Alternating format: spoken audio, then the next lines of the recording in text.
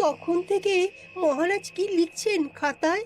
মনে হচ্ছে সকাল থেকে চিন্তা ওনার মাথায়। হ্যাঁ, তাই মনে হচ্ছে। আমাদের সাথে কোনো কথাই বলছেন না, শুধু লিখে চলেছেন।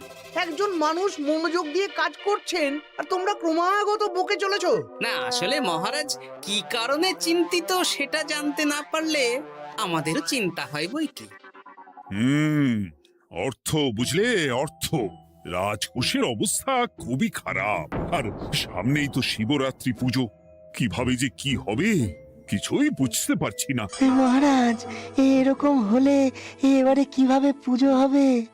শিবরাত্রির পুজোয় তো অনেক খরচ। এত লোকজন আসেন, তাদের জন্য ভোগের প্রসাদের ব্যবস্থা করা তো মুখের কথা নয়। এবার তোমাদের সবাইকে দায়িত্ব নিতে হবে।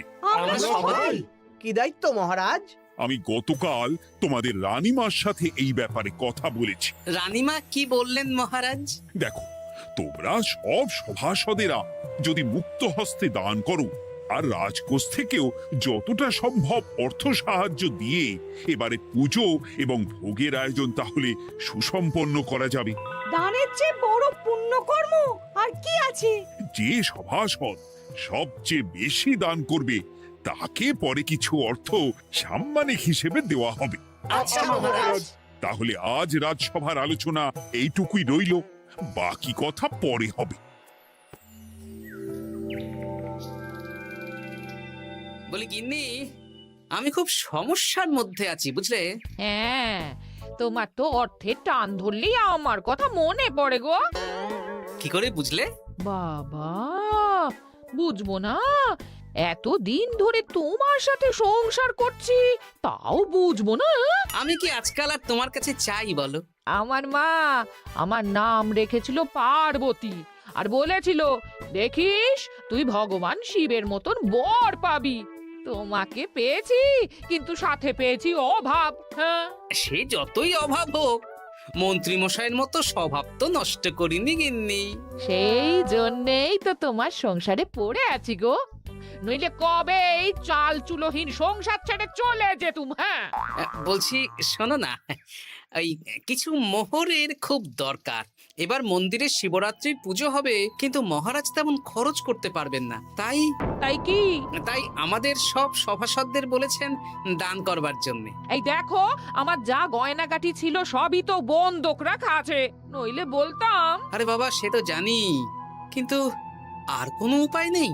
কি বলি বলো তো? দেখি কি করা যায়। আরে বাবা রে বাবা, এত চিন্তা ভাবনা না করে বাবা মহাদেবের ওপর ভরসা রাখো গো, উনি কোনো একটা পথ দেখাবেন। দেখো, দেখা যাক গিন্নি, উনি এখন আমার আশা ভরসা।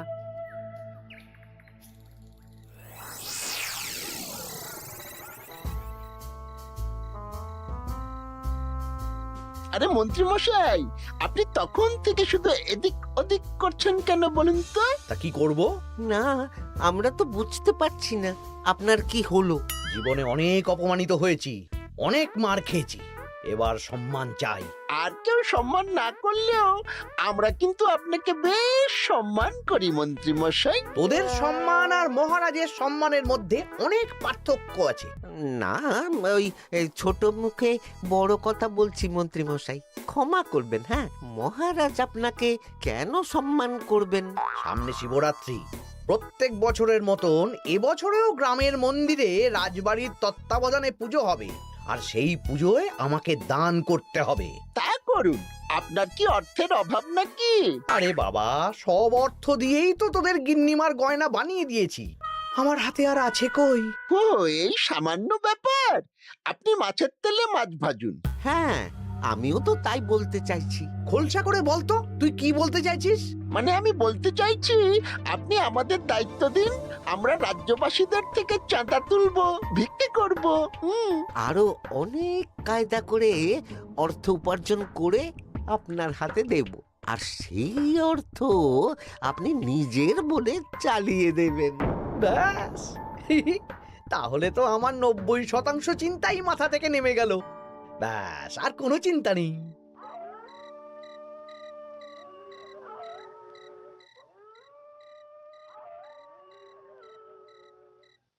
কি গো, এত রাত হয়ে গেল, এখনো ঘুমোচ্ছ না কেন বলো তো? হ্যাঁ, খুব চিন্তা হচ্ছে গো গিন্নি, এখনো বুঝে উঠতে পারিনি যে কি করে দান করব। শুধু অর্থদানই কি দান নাকি গো? শিব ঠাকুর তো আমাদের প্রত্যেকের মধ্যেই রয়েছেন গো। হ্যাঁ, তা তো তিনি আছেন। তুমি বরং ভক্তদের সহযোগিতা করো। পুজোর দিন ভক্তরা দূর থেকে যাতে মন্দিরে আসতে পারে সেই ব্যবস্থা করো। মন্দির প্রাঙ্গণ পরিষ্কার পরিচ্ছন্ন রাখো। হ্যাঁ, ঠিক বলেছো গিন্নি, এটা তুমি ঠিক বলেছো।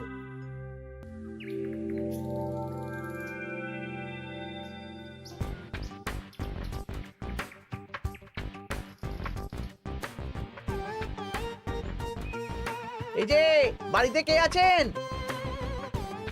মন্ত্রী মশাই বলুন। হ্যাঁ, তা প্রত্যেক বছরের মতন এই বছরেও তো শিবরাত্রি উপলক্ষে মন্দিরে পুজো হচ্ছে, জানেন তো? হ্যাঁ, সে তো জানি, কিন্তু আমার গিন্নির পায়ে এত ব্যথা যে এবারে আর জল ঢালতে যেতে পারবে বলে তো মনে হয় না। তাতে কি, আপনি দান করুন, বাবা দূর থেকে আশীর্বাদ দিয়ে দেবেন। দান? তা কিসের দান? এত ধুমধাম করে পুজো হবে, তার দান। এ কি, এতদিন ধরে মন্দিরে তো দান দেওয়ার কোনো ব্যাপার ছিল না। এবার আছে। দান করা সবচেয়ে বড় ধর্ম।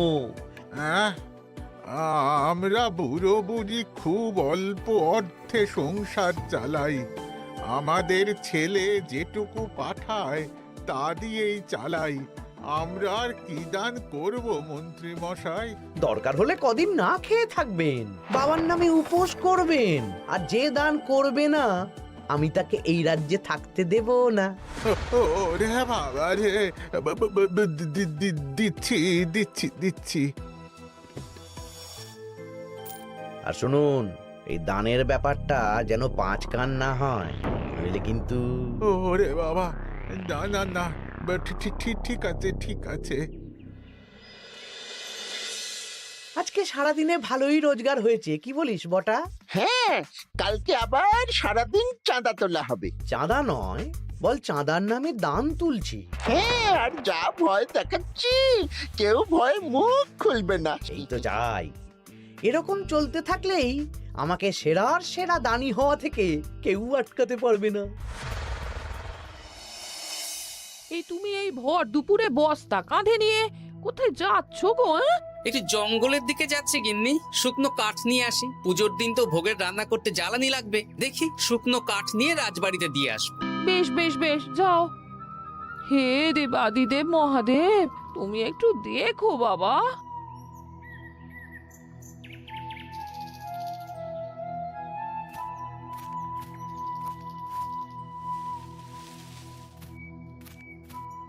আরে আরে, নগেন খুঁড়ো না, এই সময় কাঠ কুড়োচ্ছ কেন?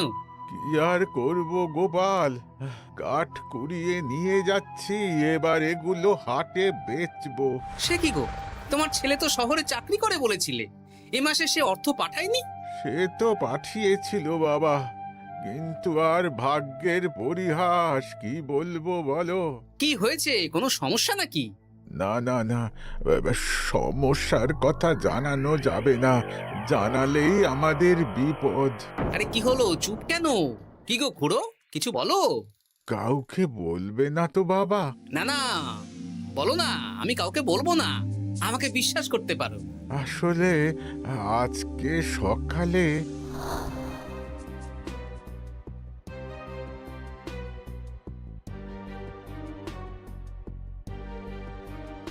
হ্যাঁ, মন্ত্রী মশাই? হ্যাঁ, শুধু আমাদের বাড়ি থেকে না, গ্রামের সব বাড়ি থেকে তুলেছে।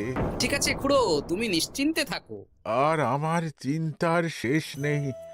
আমার গিন্নির কদিন ধরে এত পায়ে ব্যথা যে এবারে অতটা হেঁটে মন্দিরে বাবার মাথায় দুধ ঢালতে যেতে পারবে না।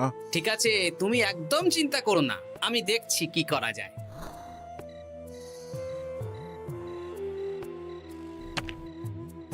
প্রহরী, এটা ভাড়ার ঘরে রেখে দিয়ে এসো। বলো গোপাল দিয়েছে, ভোগ রান্নার সময় জ্বালানি লাগবে তো, তাই এই কাঠ দিয়ে গেলাম। আচ্ছা গোপাল দাদা।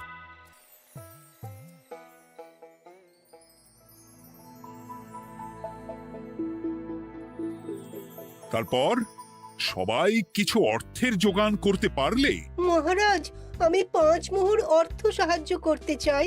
আমিও 5 মোহর মহারাজ। বেশ। গোপাল, মহারাজ, এখন আমার হাত একদম খালি, তাই আমি অন্যভাবে সহযোগিতা করার চেষ্টা করছি। কিরকম? এই তো গতকাল আমি 1 বস্তা কাঠ দিয়ে গিয়েছি, আজকে আরো দেব। তারপর আগামীকাল মন্দির চত্বর পরিষ্কার করব, আগাছা পরিষ্কার করব, পুজোর দিন ভিড় সামলাবো, যারা দূর থেকে আসবে তাদের একটা গরুর গাড়ি করে নিয়ে আসবো। আচ্ছা, বেশ বেশ, কর। মন্ত্রী, মহারাজ এই নিন, এতে 200 মোহর আছে। আমি আরো দান করব, আপনি কোনো চিন্তা করবেন না মহারাজ। বাহ বাহ বাহ বাহ বাহ, এ তো বিশাল ব্যাপার। আমি জীবনে অনেক পাপ করেছি, তাই এখন দান করে একটু যদি পুণ্য লাভ হয় সেটাই আশা। বেশ বেশ। পণ্ডিত, তুমি আর রাজবৈদ্য তাহলে পুজোর দশকর্মা দ্রব্যাদি কেনাকাটা শুরু করো। এখন ধারে নিয়ে আসবে, পুজোর পরে সব শোধ করে দেওয়া হবে। আচ্ছা মহারাজ, ঠিক আছে। তাহলে আজকে আমি আর পণ্ডিত মশাই দুজনে বাজারের দিকে যাব আর সব দশকর্মার দ্রব্যাদি কিনে নিয়ে আসব। হ্যাঁ হ্যাঁ, তাই কর।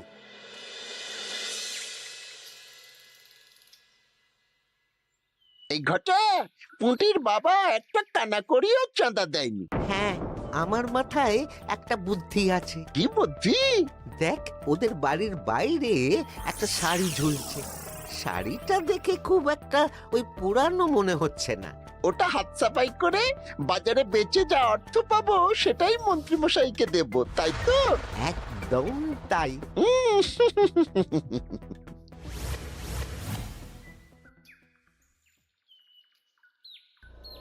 হাই পুটি, দেখ তোদের বাড়ি থেকে বটা ঘটা কাকা শাড়ি চুরি করছে। হ্যাঁ তাই তো। ন্যাপলা, ওরে বাবা রে, মরে গেলাম রে, ওরে মরে গেলাম। পালাও, পালাও, পালাও। ওরে বাবা। এই কি হয়েছে রে? চিৎকার করছিস কেন? আর বটা ওভাবে পালালো কেন? এই বটা ঘটা কাকা ওই পুটির মায়ের শাড়ি চুরি করে পালাচ্ছিল, আমরা ধরে ফেলেছি। সাব্বাস, এই তো চাই। তার মানে মন্ত্রী মশাই এখন দান করার জন্য চুরিও করাচ্ছে। বাহ! কি ভাবছো গোপাল দাদা? না, কিছু না। আচ্ছা পুটির বাবা, তোমাদের বাড়ি মন্ত্রী মশাই চাঁদা তুলতে আসেননি? এসেছিলেন তো, কিন্তু আমি বলে দিয়েছি আমি পারবো না। নিজেদের বীজ ধান কেনার অর্থ নেই, চাঁদা দেব কি করে? আচ্ছা, এই ব্যাপার, এবার বুঝতে পেরেছি। অনেক ভয় দেখালেন, চমকালেন, কিন্তু কিচ্ছু দিইনি। তাই বটা ঘটা চুরি করতে এসেছিল, বুঝেছি। বেশ, এই সাবধানে থেকো। কিভাবে যে সংসার চালাবো?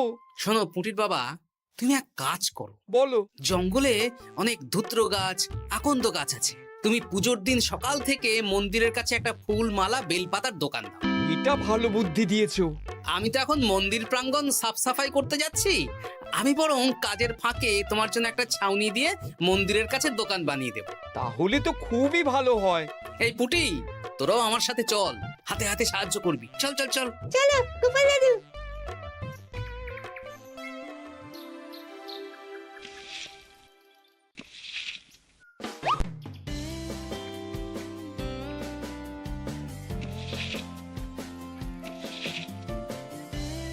দাদু, এই জায়গাটা গর্ত আছে, তাই মাটি নিয়ে এলাম। এই তো বুদ্ধিমান ছেলে, এবার ঢেলে দে।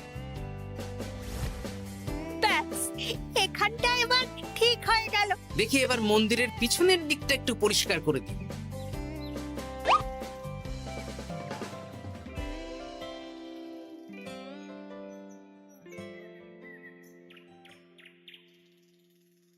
জয় মহাদেব।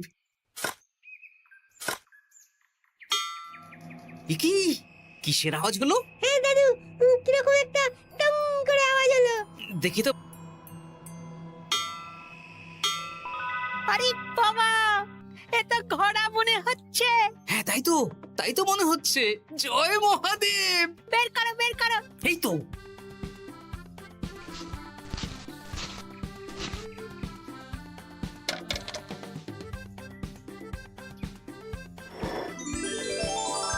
ও দাদু, এ তো সোনার মোহর। জয় মহাদেব। তুমি সত্যি আছো প্রভু, তুমি সত্যি আছো। একই দাদু, তুমি কাঁদছো কেন? সবই মহাদেবের কৃপা। মহারাজ বলেছিলেন দান করতে, মহাদেব নিজেই নিজের পুজোর ব্যবস্থা করে নিলেন রে। হ্যাঁ, তাই তো দেখছি দাদু। তবে শোন, এই কথাটা কাউকে বলিস না। আচ্ছা গোপাল দাদু, আমরা কাউকে বলবো না। হ্যাঁ।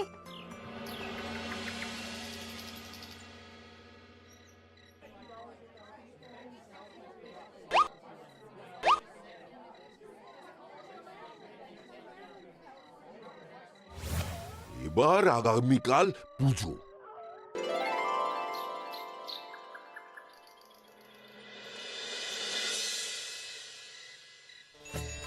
জয় শিব শম্ভু, হর হর মহাদেব।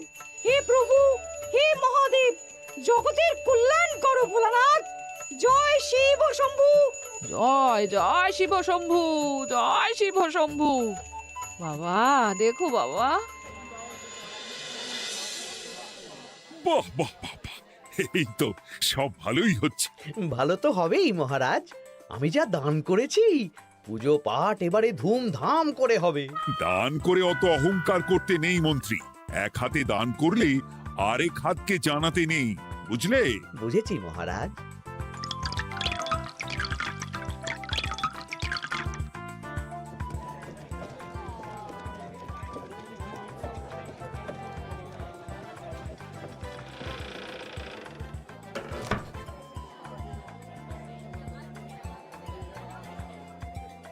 আসুন খুড়িমা, আপনি আসুন। সত্যি গোপাল, তোমার মতো মানুষ হয় না। আমার পায়ে বড় ব্যথা, ভেবেছিলাম এই বছর হয়তো মন্দিরে আসতেই পারবো না। আহা, আমি তো আপনার ছেলের মতন। আর কাল আবার আসতে হবে, বড় মাঠে ভোগের আয়োজন আছে, গাড়ি পাঠিয়ে দেব, কেমন? বেঁচে থাকো বাবা, বেঁচে থাকো। দেখো দেখো গোপালকে দেখো, ও হয়তো অর্থ সাহায্য করেনি, কিন্তু অন্যভাবে কত সাহায্য করছে। এই মন্দির প্রাঙ্গণ থেকে সব আগাছা পরিষ্কার করেছে। মহারাজ, আপনার সাথে কিছু কথা আছে। কি কথা? এখানে বলা যাবে না, যা বলবো আড়ালে। আচ্ছা চল।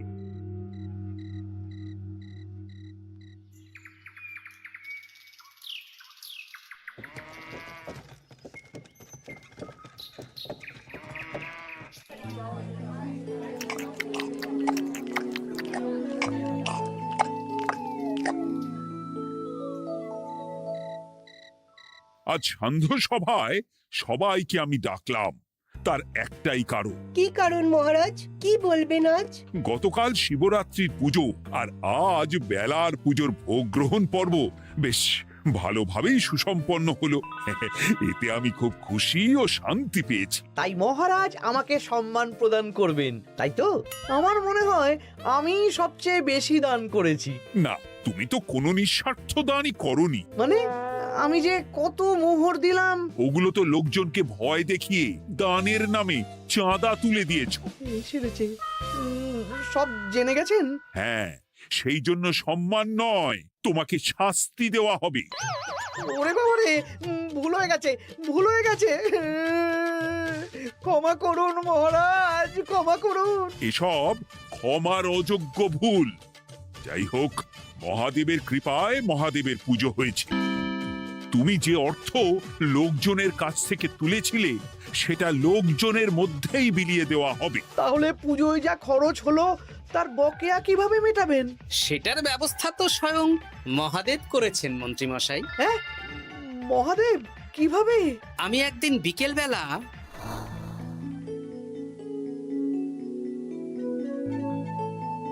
ওরে বাবা, এক ঘোড়া সোনার মোহর। হ্যাঁ, এক ঘোড়া সব মহারাজকে দিয়ে দিয়েছি। আর এই দান সংক্রান্ত যে অর্থ সাম্মানিকের কথা বলেছিলাম তা পাবে গোপাল। ধন্যবাদ মহারাজ। তবে মন্ত্রী মশাই যে অর্থ লোকজনের কাছ থেকে বলপূর্বক তুলেছেন সেটা দিয়ে গরিব চাষি ভাইদের বীজ কেনার অর্থ দান করা হবে। আর মহাদেবের কৃপায় যে এক খড়া মোহর পাওয়া গেছে তা দিয়ে বকেয়া মেটানো হবে। সাবাস গোপাল, সাবাস। এই না হলে আমার গোপাল। সাধু সাধু আর মন্ত্রী মশাইকে কি করা হবে? ওকে কাল শাস্তি দেওয়া হবে।